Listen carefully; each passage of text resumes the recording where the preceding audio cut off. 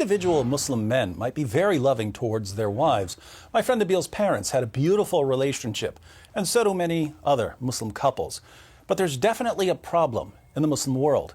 In 2009, the Organization for Economic Cooperation and Development released a report on gender equality and social institutions. They rated countries around the world based on the opportunities women have for education and employment, laws to protect women from physical violence, the percentage of women who are married and or divorced by age 16, and so on.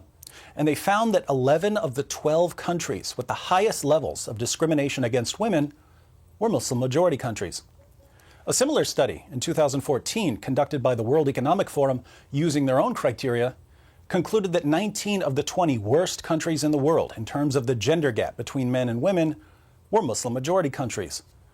When you have a problem like this, you have to ask, why do so many Muslim countries have the same problem, namely high levels of discrimination against women? And what these countries have in common is their belief in the Quran. Let's look at 3 verses so we can see the source of the problem. Surah 2, verse 282 of the Quran is a long verse dealing with contracts, but there's an interesting part in the middle of the verse that says, "And get 2 witnesses out of your own men, and if there are not 2 men available, then a man and 2 women, such as you agree for witnesses, so that if one of the 2 women, errs, the other can remind her." The Quran says that if 2 men aren't available as witnesses, then get a man and 2 women. Here we find the Islamic principle that the testimony of a woman is worth half the testimony of a man. Why is this? Muhammad explains in Sahih al-Bukhari, where he says that the testimony of a woman is only half as reliable as a man's testimony because women are intellectually deficient. They're stupid. This view of the reliability of a woman's testimony has made it enormously difficult for Muslim women to testify against men in court. According to the New York Times, human rights workers have noted that as many as half of the women who report being raped in Pakistan are charged with adultery.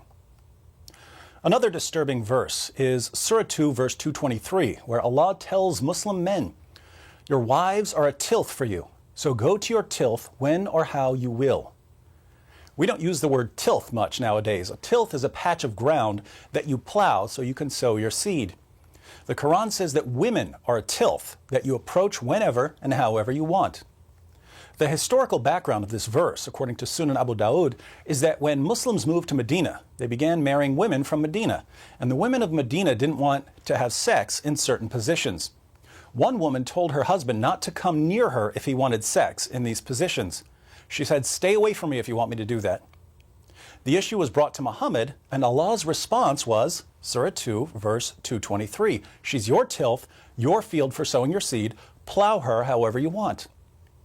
Notice the wife has no right to refuse her husband's sexual desires. Let's consider one more verse. Some women aren't as quick to obey their husbands as Allah and Muhammad demand, so what are Muslim men supposed to do about rebellious wives? Allah answers in Surah 4, verse 34. Men are in charge of women because Allah hath made the one of them to excel the other, and because they spend of their property for the support of women. So good women are obedient, guarding in secret that which Allah hath guarded.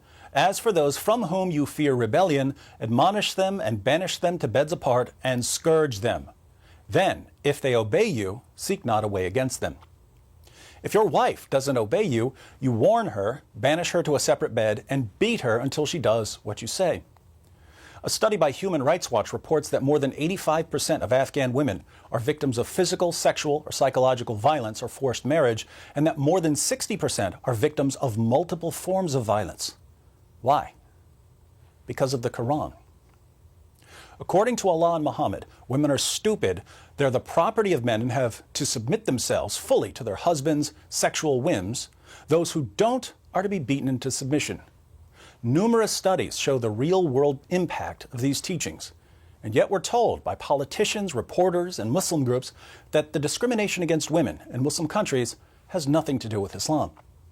But as long as people refuse to confront the actual problem, women in Muslim countries will continue to suffer.